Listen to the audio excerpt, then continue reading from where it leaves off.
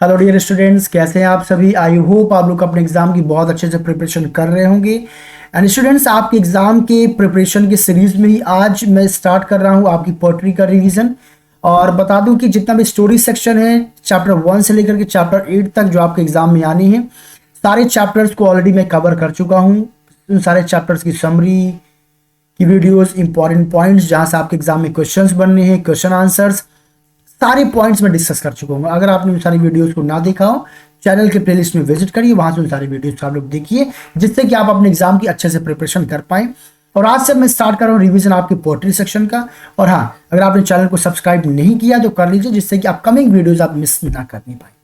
तो chapter number 1, my mother eight 66, मेरी माँ जब उनकी उम्र क्या थी, 66। ये पोएट्री लिखी गई है पोएटेस कमला दास के द्वारा। तो उसमें कमला दास अपना ही एक इंसिडेंट एक इमेजिन करके यहाँ पे बता रही है। यहाँ पे वो आप लोगों से डिस्कस करेंगे what are the roles and liabilities and restrictions in any woman's life. बहुत सारी उनकी डिजायर्स होती हैं, ड्रीम्स होती है, बट कई बार उन्हें अपने डिजायर, ड्रीम्स, अपने ख्वाहिशों को दबाना पड़ता है और लाइफ में आगे बढ़ना पड़ता है। तो व्हाट हैपेंस वंस, कमला दास अपनी माँ के पास गई हुई थी। अब यहाँ पे ये बिल्कुल डिस्कशन नहीं किया गया कि वो शादी के बाद वो गई थी या फिर किसी जॉब पे थी, वो जॉब से अपने होम टाउन वापस आई थी, दोबारा जॉब पे जा रही, इसका कोई डिस्कशन नहीं। बस ये समझिए कोई लायबिलिटी उनके ऊपर थी, वो कहीं बाहर रह रही थी, या तो शादी के बाद या फिर किसी जॉब पर्पज से या पढ़ाई के पर्पज से वो बाहर रह रही थी। अब क्या हुआ, वो कहती जब वो अपनी होम टाउन आई थी, अब उनकी बारी आती, उनका समय आता है अपने उस जगह वापस जाने का जहाँ पे दोबारा उन्हें जाना था, शायद अपनी एजुकेशन पर्पस के लिए। अगर या उनकी शादी हो गई तो अपने ससुराल उन्हें वापस जाना था, या फिर अपने जॉब पे वापस लौटना था। तो वो मजबूर थी अपने काम पे वापस लौटने के लिए, यानी अपने होम टाउन, अपनी मदर को पीछे छोड़ करके उन्हें जाना था। तब जब वो ड्राइव करके जा रही थी, तब वो अपने एक्सपीरियंस को शेयर करती हैं। वो क्या कहती हैं, driving from my parents home to Cochin last Friday. यहाँ पे एक एग्जाम में क्वेश्चन आपका पहले ये बनता है कि what was the day when she was going away.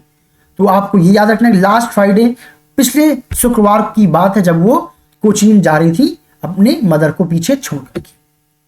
तो driving from my parents home, जब मैं पेरेंट्स के घर से कहाँ जा रही थी, कोचीन जा रही थी लास्ट फ्राइडे, पिछले फ्राइडे को। तो जो कुछ भी उन्होंने रियलाइज किया वो एक्सपीरियंस उन्होंने एक पोएट्री के फॉर्म में लिखा। लास्ट फ्राइडे मॉर्निंग को वो कोचीन जा रही थी, तो उन्होंने क्या देखा, I saw my mother beside me. मैंने क्या पाया, मेरी माँ मेरी बगल में थी। यानी कि जो पोएटेस की मदर है, जो कमला दास की मदर, वो भी उनके साथ कार में उनके बगल में बैठी थी। यानी कि वो भी पोएटेस को एयरपोर्ट तक सी ऑफ करने के लिए जा। अब फिर उन्होंने आगे क्या एक्सपीरियंस किया, वो कहती है मैंने क्या पाया, जो मेरी माँ बगल में बैठी हुई थी कार में, जो मुझे सी ऑफ करने जा रही थी एयरपोर्ट पे, डोज मीन्स होता है नींद में होना। तो मैंने पाया क्या कि वो साथ में चलते चलते वो उन्हें नींद लग जाती है, उनकी आंख लग जाती है, यानी डोज, वो नींद में थी। और जब नींद में थी तो उनका जेस्चर कैसा था, ओपन माउथ, और उनका मुंह खुला हुआ था। कई बार आपने रियलाइज किया होगा, देखा होगा, कई सारे लोग ऐसे होते हैं जब वो लोग सोया करते हैं तो किसी डिसीज की वजह से या किसी सिस्टम की वजह से उनका मुंह खुला हुआ होता है। तो उनका मुंह बिल्कुल खुला हुआ था। एंड हर फेस, उनका जो चेहरा था, ashen like that of a cops. Cops मतलब होता है डेड बॉडी, एशन मतलब जो राख होता है, राख की तरीके ब्लैकिश। तो उन्होंने क्या रियलाइज किया, एक सडन फीलिंग उनके अंदर आता है कि मैंने क्या रियलाइज किया कि उनका जो फेस था वो कैसा था, बिल्कुल एशन, यानी कि राख की तरीके ब्लैकिश हो गया था। यहाँ पे राख का, एशन का मतलब एक और यहाँ पे निकलता है, जैसे आपने राख देखा होगा, राख में कोई एनर्जी नहीं बचती है। आप कोयले को जलाते हैं, कोयला जल के बाद में राख हो जाता है। यानी कि देखा जाए तो जो एशन होता है, किसी भी एनर्जी का एंड होता है, अंत होता है, जिसमें कोई भी एनर्जी, कोई भी चार्म, कोई भी ब्यूटी नहीं होती। तो यहाँ पे दो चीजें यहाँ पे कही गई है। एशन तो उनकी एक ब्यूटी को रिप्रेजेंट करता है, उनकी सुंदरता को। एशन ये भी रिप्रेजेंट करता है कि उनमें कोई जान नहीं रह गई है। इसीलिए आगे क्या बोला गया है, बिल्कुल उसी तरीके उनका फेस एशन हो चुका है, ब्लैकिश हो चुका है, जैसे कि कोई डेड बॉडी, यानी उनमें कोई भी जान नहीं दिख रही है। ऐसा लग रहा है मानो क्या हो, डेड बॉडी हो। कब, जब वो सो रही। यानी कि यहाँ पे पोएट ये रियलाइज करती हैं कि जैसे मेरी मदर अपने लाइफ के बिल्कुल एंड की ओर जा रही है, एंड रियलाइज्ड विद पेन। और इस बात को काफी दर्द के साथ महसूस करती हूँ। यानी क्या महसूस करती हूँ, उन्हें लगता है कि बहुत ही जल्द शायद कभी भी कुछ भी ऐसा मिस हैपनिंग मेरी मदर के साथ हो सकता है।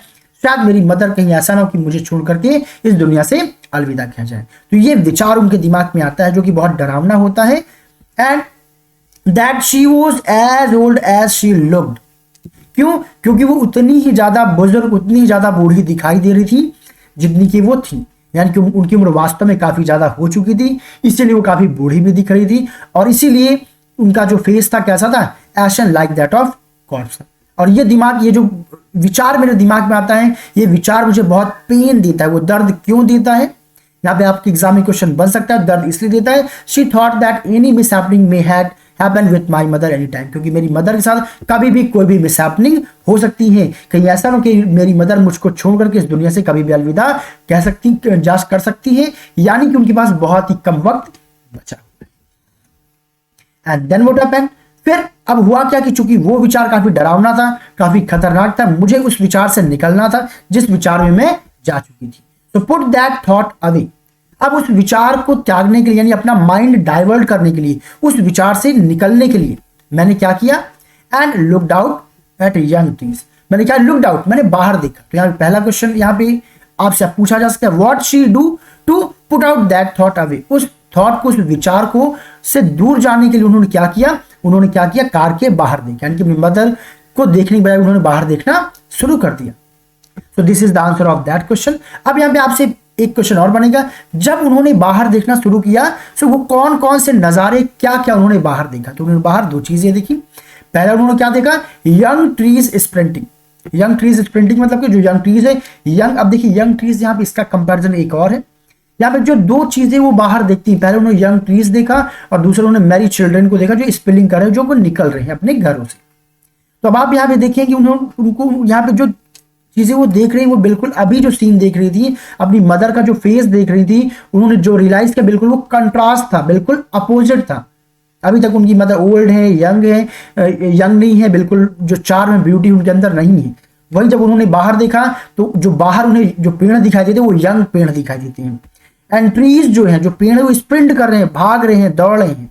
आपने कभी रियलाइज किया होगा, अगर आप किसी गाड़ी से, व्हीकल से ट्रेवल कर रहे हैं, जब बाहर पेड़ों को देखते हैं तो पेड़ आपको ऐसा दिखाई देते हैं जैसे कि वो पीछे की ओर भाग रहे हैं। तो उन्होंने क्या देखा? उन्होंने ये देखा कि जो बाहर क्या देखा? Young trees sprinting. जो बड़े बड़े जो यंग पेड़ हैं वो क्या कर रहे हैं? पीछे की ओर भाग रहे हैं। तो यहाँ पे दो मैसेज भी आपको साथ में मिलता है। पहला तो ये कंट्रास्ट होता है कि यंग ट्रीज, यहाँ पे जो मदर है पोएटेस की, उनकी उस प्रीवियस टाइम को जो पीछे जा चुका है उसको डिनोट करता है कि एक टाइम था, एक समय जब मेरी माँ क्या थी? ये यंग थी और बिल्कुल एनर्जेटिक थी, यानी स्प्रिंटिंग कर रही थी, वो भी भाग दौड़ रही थी। आज क्या है? वो थक चुकी हैं, अब उनके अंदर वो एनर्जी, वो चार्म नहीं बचा हुआ है। साथ में यहाँ पे एक चीज यहाँ पे और बताया जा रहा है कि पेड़ बेसिकली जब पीछे भागते हैं तो यहाँ पे वक्त की बात होती है कि वक्त कितनी जल्दी निकल गया है, कितनी जल्दी वक्त पीछे भाग गया। तो मेरी मदर जो एक समय क्या थी? यंग थी, ब्यूटीफुल थी, आज वो ओल्ड हो गई है, उनके अंदर कोई भी चार्म नहीं रह गया। साथ में एक चीज और क्या वो रियलाइज आगे देखती है, एंड द मैरी, मैरी मतलब जो हैप्पी चिल्ड्रन, बट बच्चे जो बहुत खुश हैं, जो मस्त हैं, वो स्पिलिंग आउट, स्पिलिंग मतलब बिखरना बेसिकली, वो क्या हो रहे हैं? निकल रहे हैं आउट ऑफ देयर होम्स, अपने घरों से वो बाहर निकल रहे हैं। यानी कि अब एक टाइम था कि जब पोएटेस बहुत छोटी थी तो उन्हें अपना टाइम याद आता है कि मेरा भी एक टाइम था, मैं भी बहुत खुश थी। और यहाँ पे वही चीज यहाँ पे रिप्रेजेंट हो रहा है कि फिर मैंने देखा कि बच्चे खुशी खुशी क्या हो रहे हैं? अपने घरों से बाहर निकल रहे हैं। यहाँ पे एक मैसेज यहाँ पे ये भी है कि पोएट भी कहाँ जा रही है? अपने घर से दूर जा रही है। उसी प्रकार वो बच्चे दिखाई दे रहे, वो बहुत खुश है। तो ये बिल्कुल जो इमेज बिल्कुल कंट्रास्ट है। एक साइड क्या था कि पोएटेस ने जब अपनी मदर को देखा वो बहुत उदास हो जाती है क्योंकि उन्हें एक पेन दिखाई देता है कि मेरी मदर कभी मुझे छोड़ के जा सकती है। लेकिन फिर जब उन्होंने बाहर देखा, नेचर में देखा, तो उन्हें किसकी याद आती है? अपनी माँ की उस यंग डेज की याद आती, जब वो बहुत एक्टिव थी। साथ साथ अपनी एक इमेज भी याद आती कि मैं भी बचपन में कैसे एक्टिव रहा करती थी, घर से बाहर निकला करती थी। प्लस एक मैसेज और है कि फिर मैंने क्या किया? मैं अपनी मदर को छोड़ करके मैं भी बाहर निकल गई और आज ये वक्त आ गया। फिर क्या हुआ? अब जब इन सब विचारों में मैं खोई हुई थी, वो बाहर देख रही थी इन सब नजारों का, तभी फिर क्या हुआ? After the airport security check, यानी कि एयरपोर्ट आ जाता है, एयरपोर्ट पे एक सिक्योरिटी चेक होता है जिसके बाद जो आपके जो रिलेटिव्स होते हैं वो उसके आगे नहीं जा सकते हैं। तो एयरपोर्ट पे जब सिक्योरिटी चेक होती है, सिक्योरिटी चेक होने के बाद मैं आगे बढ़ जाती हूँ, बताती है।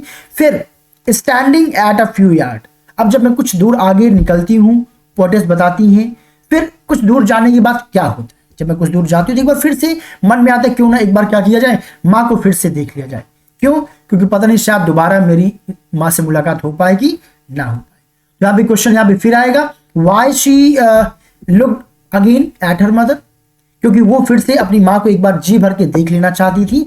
That's why she turned and looked at her mother.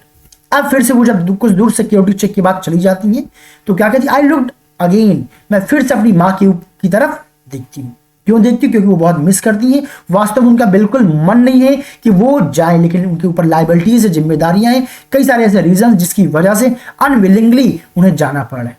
खैर जब वो देखती है उन्हें क्या रियलाइज हुआ, वैन एंड पेल, उनका जो फेस था बिल्कुल वैन, बिल्कुल डल था, एंड पेल मतलब बिल्कुल येल्विश हो चुका था, यानी कि वीकनेस की वजह से, एज की वजह से वो बिल्कुल कमजोर पड़ चुका था। और फिर वो यहाँ पे कंपेयर करती हैं कि उनका फेस बिल्कुल वैन और पेल कैसे थे। आप जैसे आप देखिए देख पा रहे हैं कि यहाँ पे ये जो मून है, विंटर्स मून, ये कैसा है, बिल्कुल ये येल्विश आपको दिखाई दे रहा है। बेसिकली जब लोग आप गर्मी में आप चंद्रमा को देखते होंगे, मून को देखते होंगे, बिल्कुल ब्राइट एनर्जेटिक दिखाई देता है, उसमें रोशनी बहुत ज्यादा होती है। बट जो विंटर का जो मून होता है बिल्कुल क्या होता है, बिल्कुल थका हुआ, जो बिल्कुल लेट आधी रात में आप अगर चंद्रमा को देखेंगे तो उसमें कोई भी ज्यादा आपको एनर्जी देखने को नहीं मिलेगी।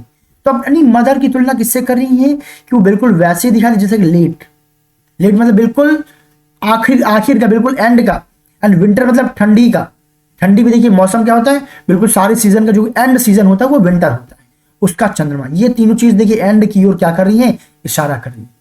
तो मेरी मदर बिल्कुल वैसे दिखाई दे रही थी जैसे लेट जो ठंडी होती है, जब बहुत ज्यादा ठंडी पड़ रही होती है उस समय जो चंद्रमा होता है ना बिल्कुल एनर्जी लेस, बिल्कुल येल्विश होता है, बिल्कुल थका हुआ दिखाई देता है। वैसी कौन दिखाई दे रही, मेरी माँ दिखाई दे रही है। क्यों? क्योंकि वो बूढ़ी हो चुकी है। एंड नाउ फिर क्या हुआ, जब मैंने इस चीज को देखा, felt that old familiar act. अब था क्या कि कोई बच्चा जब छोटा होता है तो वो सबसे ज्यादा प्यार किससे करता है, अपनी माँ से करता है। वो बिल्कुल भी अपनी माँ से अलग नहीं होना चाहता है, और अगर उसे अलग किया जाता है तो वो बहुत ज्यादा परेशान हो जाता है, रोने लगता है। तो फिर वो कहती कि फिर क्या हुआ, जब मैंने ये सीन रियलाइज किया, फिर से वही बात मेरे दिमाग में आती है कि अब ये चीज देख करके लग रहा है कि मेरी माँ के पास ज्यादा वक्त नहीं बचा हुआ है। और जैसे ही मेरे दिमाग में बात आती है, वो पुराना बचपन वाला जो दर्द था वो फिर से मुझे रियलाइज होता है। फेल्ट, मैं महसूस करती हूँ। ओल्ड मतलब पुराना, फेमिलियर मींस जाना पहचाना वो दर्द जो मैं बचपन में महसूस किया करती थी। कौन सा? My childhood fear. कैसा डर कि कहीं मैं अपनी माँ से दूर ना हो जाऊं, कहीं मेरी माँ मुझको छोड़ करके चली न जाए। अच्छा, यहाँ पे क्वेश्चन बनेगा, वाई शी फेल्ट सो, उन्हें ऐसा क्यों लगा? क्योंकि उनकी मदर बहुत ही वीक दिखाई दे रही थी, बहुत कमजोर दिखाई दे रही थी, और मानो ऐसा लग रहा था कि उनका जो डेथ है बिल्कुल अप्रोच कर रहा है, अब उनके पास ज्यादा वक्त नहीं बचा हुआ है। बट ऑल आई सेट, लेकिन फिर से वो अपने आप को पॉजिटिव एनर्जी से फिल करती है, पॉजिटिव वाइब्स से खुद को फिल करती है।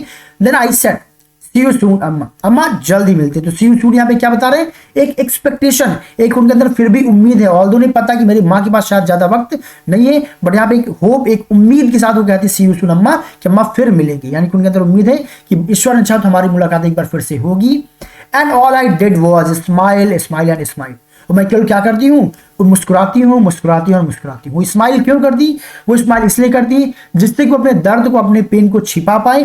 क्योंकि उनकी माँ जब उनको मुस्कुराते हुए देखेंगी तो वो भी खुश होंगी, क्योंकि हर एक बच्चे की खुशी में ही उनके पेरेंट्स की खुशी होती है। तो पोएट को लगता है कि अगर मेरा मन उदास हुआ, मैं उदासी वाले एक्सप्रेशन के साथ जाऊंगी, शायद वो मेरी माँ को अच्छा ना लगे, तो अपने दर्द को, अपने पेन को छिपाती है और मुस्कुराती, जिससे कि उनकी मदर भी स्माइल कर सकी। सिंपली अगर आप मुस्कुरा करके अपनी पेरेंट्स को सी यू करोगे तो आपके पेरेंट्स भी उसी बहाने क्या करेंगे, स्माइल करेंगे, मुस्कुराएंगे। इसीलिए पोएट भी क्या करती हैं, वो अपनी माँ को देख करके मुस्कुराती हैं, जिससे कि पॉजिटिव एनर्जी दोनों में डिलीवर हो सके और वो अपने दर्द को छिपा पाए और अपने मदर के चेहरे पे वो स्माइल देख पाए।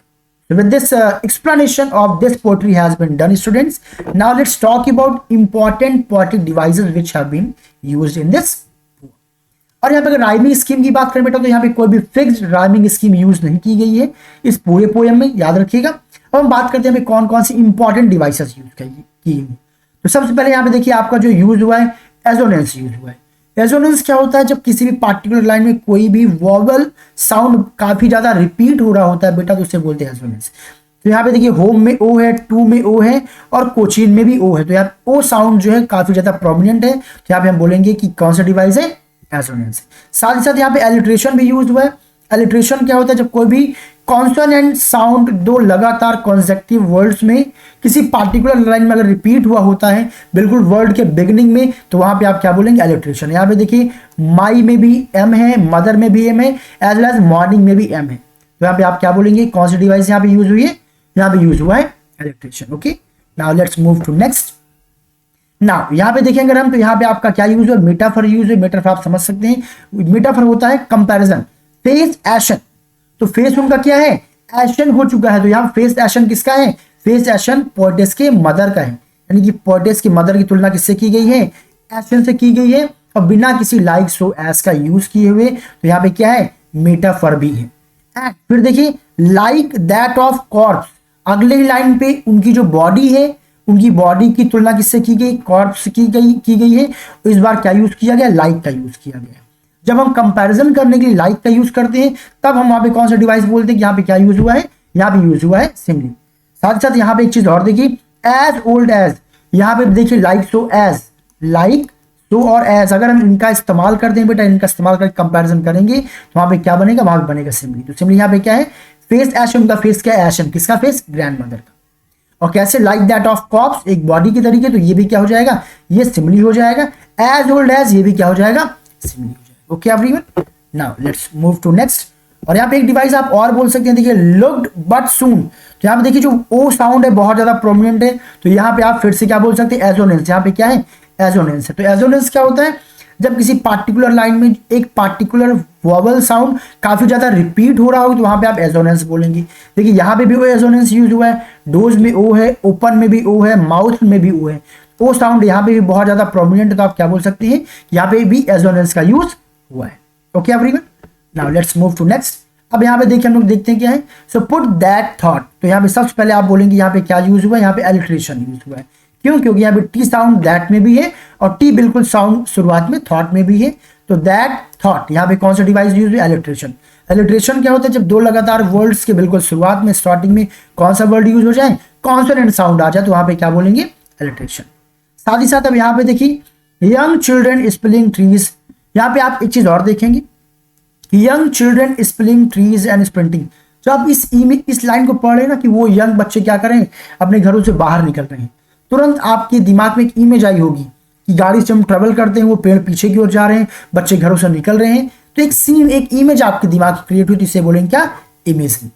साथ ही साथ यहाँ पे पर्सोनिफिकेशन भी यूज हुआ है। पर्सोनिफिकेशन कैसे यूज हुआ है, क्योंकि यहाँ पे देखिए जो पेड़ है, पेड़ों को कैसे दिखाई दिया जा रहा है, एज अ ह्यूमन बीइंग दिखाई दिया जा रहा है कि वो क्या कर रहे हैं, दौड़ रहे हैं, भाग रहे हैं। तो यहाँ पे आप बोलेंगे ट्रीज स्प्रिंटिंग।